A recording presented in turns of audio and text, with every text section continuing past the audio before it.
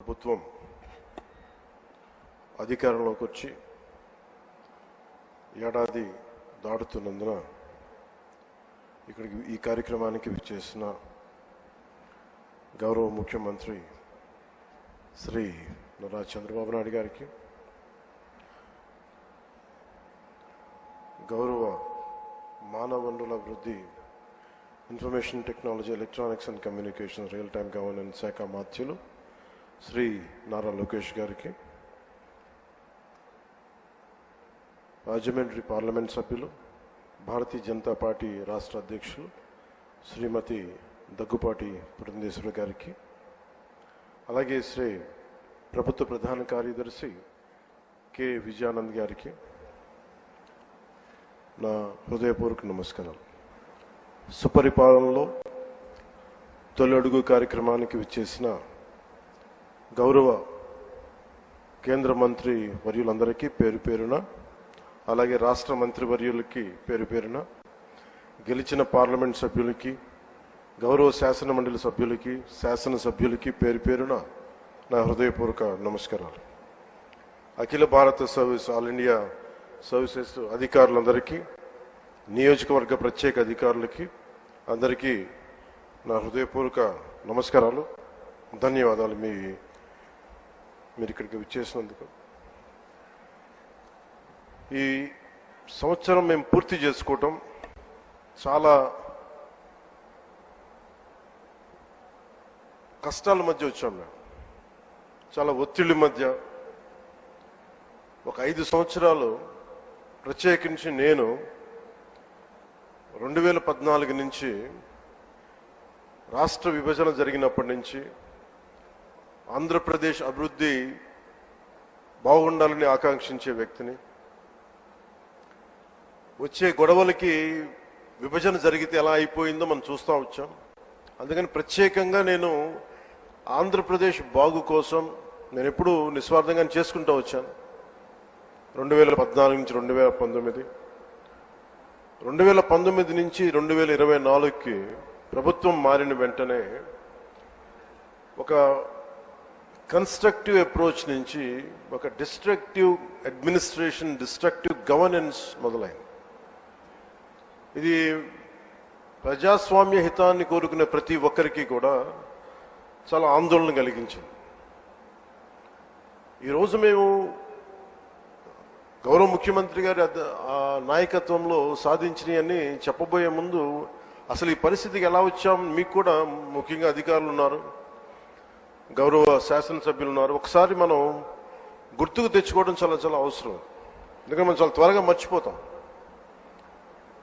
మన మీద కూడా చాలా బాధ్యత ఉంది.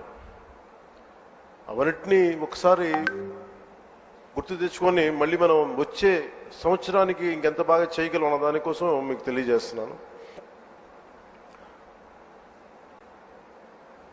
మమ్మల్ని అందరినీ ఎంత ఇబ్బంది పెట్టారంటే, ఒక సగటు మనిషి దగ్గర నుంచి దేశం మొత్తం ఆయన ఆలోచనల్ని ఆదర్శంగా తీసుకొని పాలసీ మేకింగ్ అయ్యే ఒక దశాబ్దాల అనుభవం ఉన్న, సుదీర్ఘమైన అనుభవం ఉన్న ఒక ముఖ్యమంత్రి గారి, ఒక తెలుగుదేశం పార్టీ నాయకుడు శ్రీ నారా చంద్రబాబు నాయుడు గారి స్థాయి దాకా గత ప్రభుత్వ పాలకులు ఎంత ఇబ్బంది పెట్టారంటే ఇంకంతా ఇంతక ఎంత వికృతంగా తయారయ్యారంటే, ఏదైనా మాట్లాడాలంటే భయం.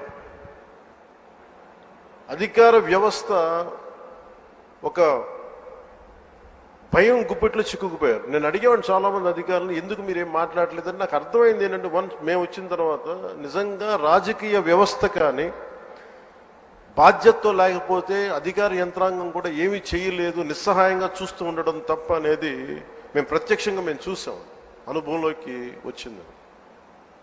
ఇక్కడ నన్నైతే ఏ స్థాయిగా గౌరవ ముఖ్యమంత్రి గారిని ఏ స్థాయి ఇబ్బందుల్లో పెట్టారో మీరు అందరూ తెలుసు, మీ అందరికీ. కానీ నన్నైతే నాకు అనిపించేది, వైజాగ్లో, విశాఖపట్నంలో 24లో 23 ఆఖరిలో ఎలాంటి ఇబ్బందులు పెట్టా, మీరు రోడ్ల మీదకి రావడానికి కూడా ఇబ్బంది పడేవాళ్ళు.